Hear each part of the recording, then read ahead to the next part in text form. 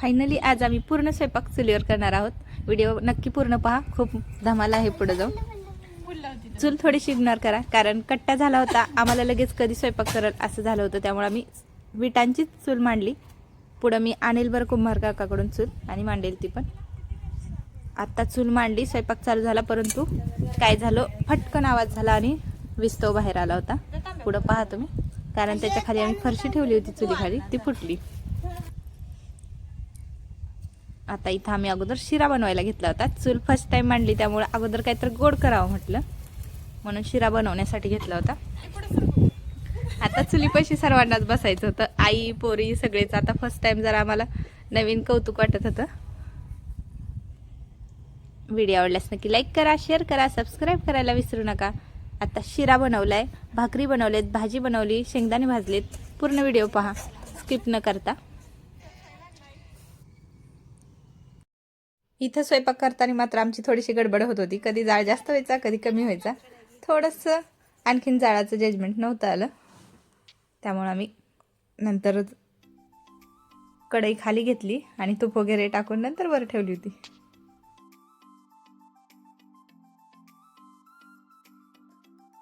थोडंसं शिरा बनवताना वेळ लागला होता, परंतु नंतरचा स्वयंपाक पटपट झाला होता. हे पहा, जरा इथं जाळाचं जजमेंट येत नव्हतं, नंतर हळू 2-3 लाकडं ठेवले, ते व्यवस्थित झाला स्वयंपाक. पुढे पाहत राहा तुम्ही.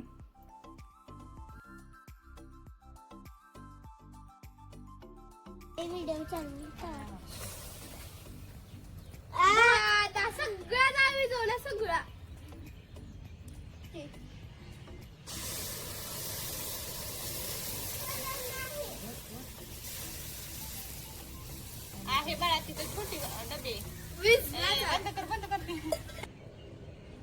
जाळवी होती, पहिलं पाणी होतं नंतर फुकत बसती.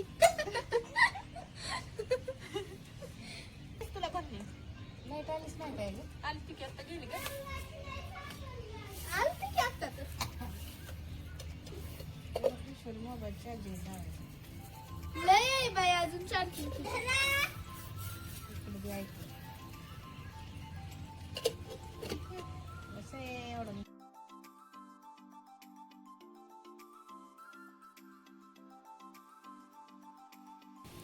शिरा आपला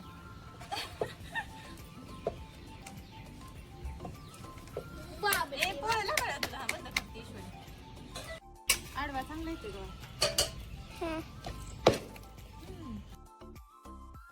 इथं अगोदर आम्हाला कळलंच नाही नेमकं काय झालं, चुलीत फटाकडी वगैरे गेली काय असं वाटलं. नंतर लक्षात आलं की ती फरशी फुटली, परंतु कट्टा आणखी नवीन असल्यामुळे आम्ही त्याच्याखाली फरशी ठेवली होती.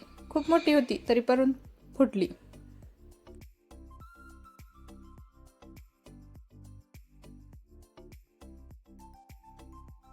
छान वाटत होतं बाहेर हवेशीर स्वयंपाक करायला, आणि भाकरी पण चुलीवर आज मस्त फुगली होती.